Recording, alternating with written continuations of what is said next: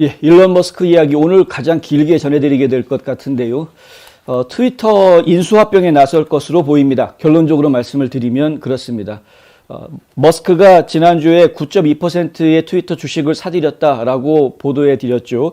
이때 회사 측에서는 환영한다라는 메시지를 내놓았었고, 그리고 일론 머스크가 이사회에 합류하게 될 것이다라고 밝혔습니다. 이러한 일들은 하루아침에 이루어진 것이 아니고 트위터의 지도부와 일론 머스크 간에 몇 달간에 걸친 대화가 있었다라는 이야기도 함께 나왔습니다. 그렇기 때문에 대부분의 분들은 일론 머스크가 트위터의 경영진에 들어가서 이사회의 이사로 참여하면서 최대 주주로서 좀 영향력을 행사하게 될 것이다라는 이제 추측을 낳았고요. 그 때문에 주가가 상당히 많이 올랐었습니다. 이것이 발표된 바로 다음 날 27%라는 주가 상승이 있었습니다. 엄청난 사건이었던 것이죠. 그런데 그럼에도 불구하고 일주일 만에 일론 머스크는 경영진에 참여하지 않겠다, 이사회에 참여하지 않겠다라고 발표를 합니다. 회사 측에서도 그 내용에 대해서 확인해 주었습니다. 안타깝게도 일론 머스크가 이사회에 참여하지 않겠다라고 결정했다. 여기에 어떤 배경이 있느냐, 이유가 있느냐. 그런데 그 이유에 대한 분석이 대체로 한 가지로 모이고 있는 것 같습니다. 뭐냐 하면 이사회에 이사로 참여를 하게 되면 14.9%까지의 주식만 가질 수 있다는 것이죠. 그 이상의 주식을 갖지 못한다라는 이사회 규정이 있다는 것입니다. 이거 이사회로 참여해달라고 회사 측에서 손짓했던 것이 처음부터 일론 머스크가 트위터를 완전히 독식하지 못하게 하려는 일종의 꼼수였다라는 이야기가 나오는 것이고요.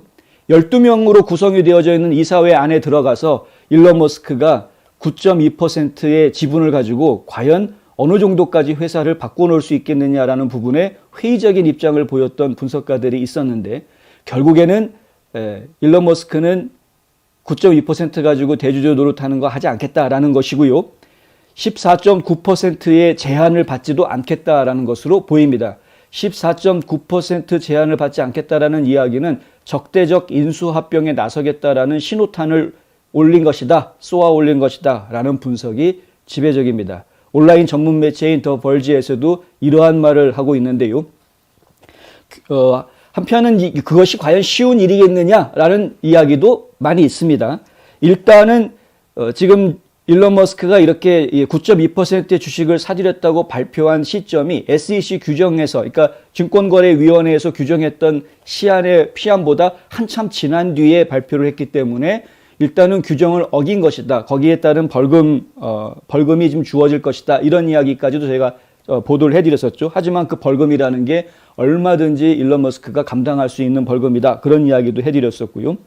그럼에도 불구하고 이제 이러한 그 여러 가지 리스크들을 감당을 하면서도 이사회에 들어가지 않겠다라는 발표를 공식적으로 했다라는 그 자체는 The Verge에서 지금 분석하고 있는 것처럼 분명히 이것은 적대적인 인수합병을 하기 위한, 적대적 인수합병이라는 것은 뭐 반드시 적이어서가 아니라 그 회사의 경영권을 확보하기 위한 인수합병 작업이 진행이 될 것이다. 그러니까 적어도 지분을 50% 가까이, 뭐 50%까지는 아니더라도 아무리 상대방들이 똘똘 뭉친다고 하더라도, 그러니까 경영권을 보호하기 위해서 똘똘 뭉친다고 하더라도 감당해낼 수 없을 정도의 큰 지분을 확보하는 작업에 지금 나서지 않겠느냐. 이렇게 지금 얘기가 되고 있는 것이죠. 블룸버그에서 보도한 내용을 보면은 머스크의 자산 가치가 현재 약 2,600억 달러 정도 되기 때문에 총 시가 가치가 370억 달러 정도 규모인 트위터 정도는 얼마든지 인수합병 할 수 있지 않겠느냐.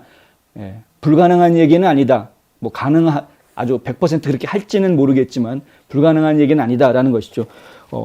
아무리 자기 총 자산이 2,600억 달러가 있다고 하더라도 370억 달러 가치의 이 트위터를 적대적 인수합병을 하기 위해서는 안정적으로 하려면 적어도 180억 달러 이상의 주식을 사들여야 그것이 가능해질 수 있을 것 같은데, 그 정도를 투자한다 그러면은 본인이 가지고 있는 총 자산의 거의 한 8, 9%, 어쩌면 10% 가까운 주식을 좀 매입을 해드려야 되는 그런 상황입니다. 본인 자산을 깎아가면서 그렇게 해야 된다는 이야기인데, 지금 이 머스크가 가지고 있는 기업들이 만만치 않은 기업들입니다. 테슬라를 가지고 있고요. 스페이스 X를 가지고 있고 The Boring Company, 그 Boring Company라는 걸 가지고 있고요. 뉴럴 링크라고 그래서 그 인공지능 다루는 그런 회사들을 소유하고 있습니다.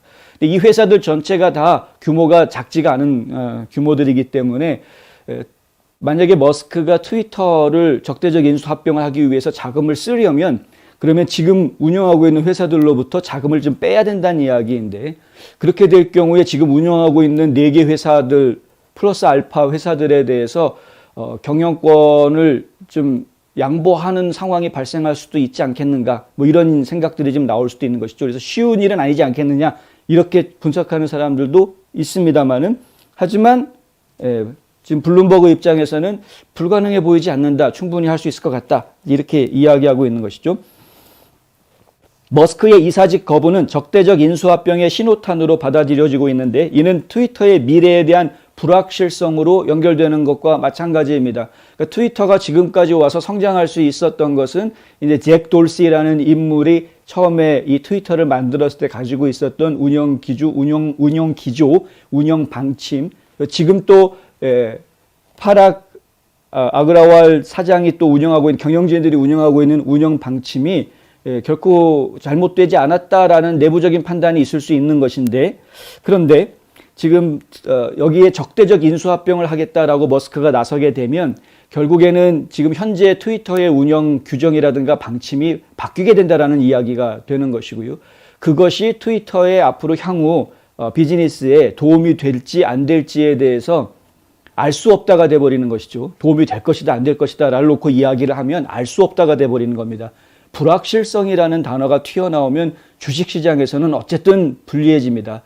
결국 오늘 트위터 주식 처음 시작부터 좀 낮춰진 가격에서 시작이 됐는데 개장이 되기 전부터 이미 그 장전 거래에서 7% 정도가 떨어진 가격으로 오늘 거래가 시작이 됐다. 뭐 이런 얘기들이 지금 나와 있습니다. 시간을 좀 더 두고 지켜봐야 정확하게 알 수 있는 것이지만은 분명한 것은 이제 머스크가 요구해 왔던 것을 크게 두 가지로 압축할 수가 있다고 하는데요. 하나는 뭐냐면은 자유 발언을 허용해 달라라는 이야기죠. 자유롭게 발언할 수 있는 트윗 환경을 만들어야 되는데 지금은 캔슬 문화 그게 있다라는 거죠. 취소 문화라는 것이 있고 정치적인 발언 잘못하면은 안 되게 돼 있고 특정 정치인들을 음해하려는 공격하려는 내용들이 나오게 되면 그것이 사실이어도 비록 그것이 사실이라고 하더라도 일단은 삭제해버리거나 링크를 죽여버리거나 공유할 수 없게 만들어 놓는 이런 식의 이제 검열을 하고 있기 때문에 그것에 대해서 지금 이제 주장을 하고 있고요. 자유롭게 발언할 수 있도록 해주어야 한다. 두 번째 주장하고 있는 내용이 뭐냐면은 잭 돌시에 대한 이야기입니다. 잭 돌시가 지금 트위터가 마치 그 암호화폐 거래를 하는 사람들의 무슨 뭐 홍보장 같은 그런 형태로 지금 운영이 되고 있는 것에 대해서 지금 계속해서 불만을 가져왔다는 것이죠. 암호화폐는 사실 머스크도 관심이 있어서 여러 차례 투자를 했던 그리고 테슬라 같은 경우에는 암호화폐로 차를 구매할 수도 있게 해주겠다라고 발표할 정도로 암호화폐 시장에 대해서는 지금 일론 머스크도 관심을 많이 가지고 있는 부분이기는 합니다만은 문제는 뭐냐 하면은 이 암호화폐 시장에 가짜들이 너무 많다라는 겁니다.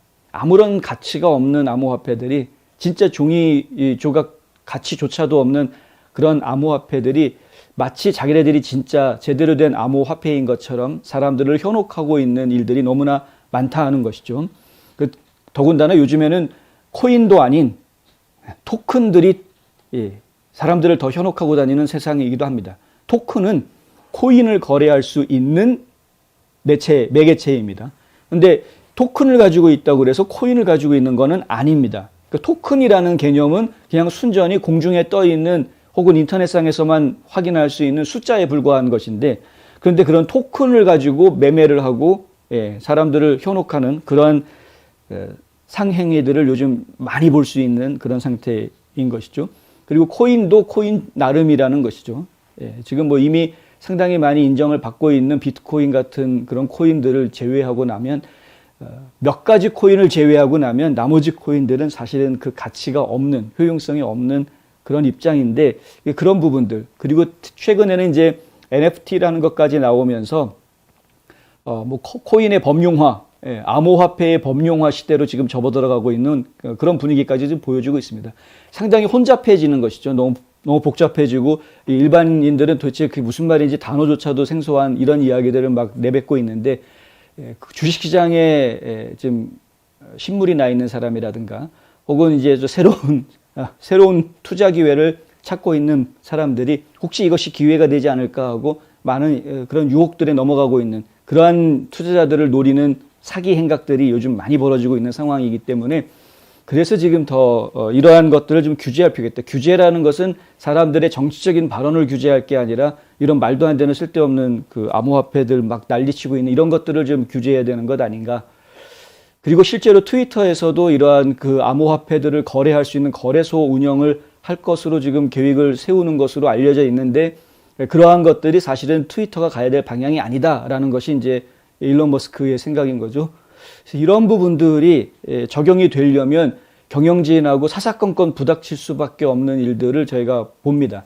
사사건건 부닥칠 수 없는 이러한 상황에서 과연 이 사회에 들어가는 게 적당하겠느냐라고 생각했을 때 굳이 그럴 필요 없다 이거죠. 시간 낭비할 필요 없다라는 겁니다. 잠깐 제가 일론 머스크에 대해서 잠깐 소개를 좀 해드려야 될 것 같은데요. 원래 일론 머스크는 이런 그 기업 인수 합병 M&A에 능숙한 인물입니다. 과거에 여러 차례 경험이 있습니다. 일론 머스크가 처음에 회사를 시작했을 때부터 그랬는데요. 맨 처음에 시작했을 때 X.com이라는 회사를 시작을 하죠. 이 X.com이라는 회사를 시작했을 때에 그 회사가 다른 회사를 인수합병합니다. 경쟁하기 싫다 그래가지고요. 인수합병을 해버리고요. 그 인수합병한 회사가 컴팩한테 팔았군요. 예, 원래 1995년에 집2라는 회사를 설립을 하네요. 집2라는 회사를 설립을 하고 이 집2라는 회사를 1999년 2월에 컴팩에다가 팔면서 당시에 7% 지분을 가지고 있었는데 그에 해당하는 돈이 2,200만 달러였다고 합니다. 95년에 설립했던 조그만 소프트웨어 회사 이 돈 아끼느라고 당시에 일론 머스크 유명한 일화가 있는데요. 돈 아끼느라고 집을 구하지를 않았답니다. 사무실에다가 그냥 간이 침대 하나 놓고 그냥 거기에서 먹고 자고 하고 샤워는 LA 피트니스 같은 데 가가지고 샤워하고 그런 식으로 생활을 했다는 거죠. 돈 아끼려고. 그렇게 낮밤 없이 일해서 그 성공적으로 벤처 기업을 일궈내고 컴팩에다가 팔면서 2,200만 달러라는 거액을 이제 쥐게 되는 것이고요.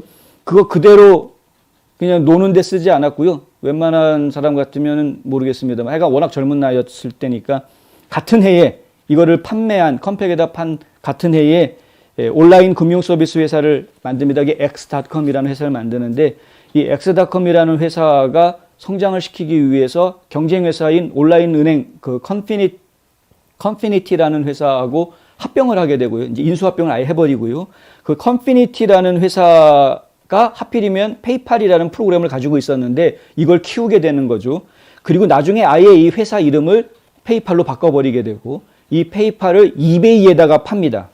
이베이에다가 팔면서 15억 달러라는 거액을 받아 챙기는데 그때 일론 머스크 주머니에 들어간 돈이 1억 7,580만 달러가 들어가게 됩니다. 그게 2002년도의 일입니다.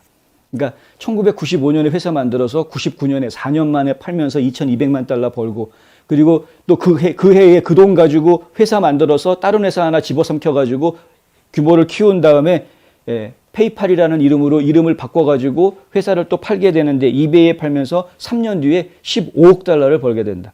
뭐 그 중에서 1억 7,500만 달러를 버는 거죠. 이제 그 돈 가지고 지금 총알이 채워졌으니까 그 돈 가지고 테슬라니 스페이스X니 이런 것들을 설립을 해나가기 시작을 합니다. 지금은 어느 누구도 건드릴 수 없는 세계 최고의 부자가 되어져 있고요. 스페이스X 같은 경우에는 2015년부터 스타링크라는 그런 그 인터넷 위성 사업을 하고 있습니다. 스타링크는 연방 FEC, 연방통신위원회, FAA인가요? 연방통신위원회로부터 3만 개의 인공위성을 띄울 수 있도록 이미 허락을 받아 놓은 상태입니다. 현재는 지금 약 한 3천여 개 정도의 인공위성이 테슬라가 쏘아 올린 인공위성이 지금 지구를 감싸고 있는 그런 상태고요. 전체 계획을 보면은 이게 이제 스타링크라는 프로젝트는 지구 전체를 거미줄처럼 거미망처럼 이렇게 다 인공위성이 둘러싸게 만드는 그런 계획이고요. 그래서 이 인공위성을 통해서 전 세계 어디에서 있던 아무리 높은 산에 가 있던 바닷속에 들어가 있던 뭐 전 세계 어디에 있던 간에 인공위성을 통해서 인터넷을 그것도 고속 인터넷을 할 수 있게끔 해주는 그런 서비스입니다. 그러니까 인터넷 인프라 네트워크망을 구축을 하고 있고요. 거기에다가 지금 이제 이런 그 소셜 플랫폼, 사실 트위터에서 머스크의 인지도라는 것은 굉장하죠. 그러니까 아마 트위터에서 가장 많은 팔로워를 가지고 있는 인물, 가장 영향력이 큰 인물로 손꼽히는 그런 상태인데, 근데 지금 트위터에 아예 이걸 지금 영향력을 끼치는 정도가 아니라 그냥 잡아먹으려고 하는 그런 모습을 보이고 있다. 좀 더 봐야 되겠습니다. 이거를 잡아먹어가지고 혹시 트럼프 대통령한테 비싼 값에 파는 거는 아닌지 좀 지켜봐야 되겠고요. 재미있는 상상을 한번 해보았는데 혹시 이걸 사가지고 좀 비싼 값에 트럼프한테 팔려고 하는 건 아닐까. 모르겠습니다. 그냥 그건 웃자고 하는 이야기이고. 근데 전력을 보았을 때, 일론 머스크의 전력을 보았을 때 충분히 가능성이 있어 보인다. 그런 것이죠.